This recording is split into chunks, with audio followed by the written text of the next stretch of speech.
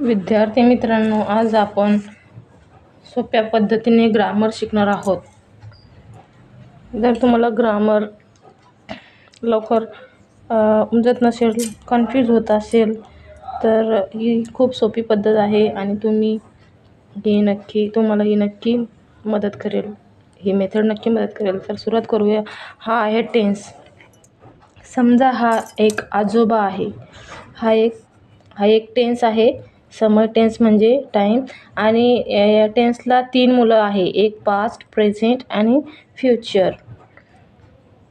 तर ही 3 मुलं आहे. नंतर यांची लग्न झाली आणि नंतर पास्टलाही 4 मुलं झाली. एकाचं नाव आहे इनडेफिनेट. हे बघा, इनडेफिनेट. INDEFINITE,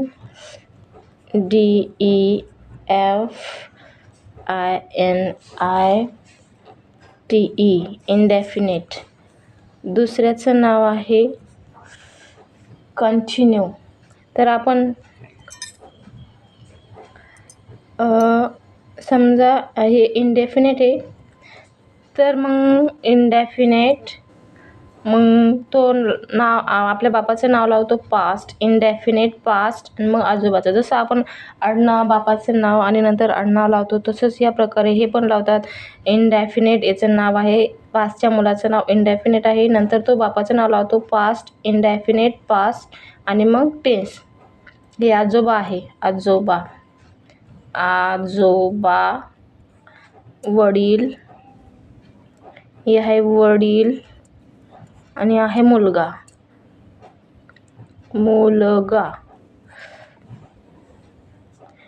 तर झालं आपलं इनडेफिनेट पास्ट टेन्स, आहे की नाही.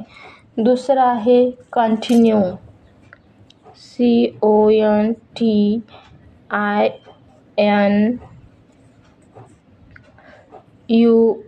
CONTINUOUS, continue. हे झालं कंटिन्यू पास्ट टेन्स, आहे ना. कंटिन्यूचं नाव आलं, त्याच्यानंतर बापाचं नाव पास्ट आणि मग आजोबाचं नाव टेन्स. Continue past tense. तिसरं आहे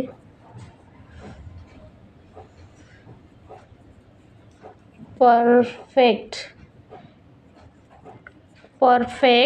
पास्ट टेन्स. चौथा आहे परफेक्ट,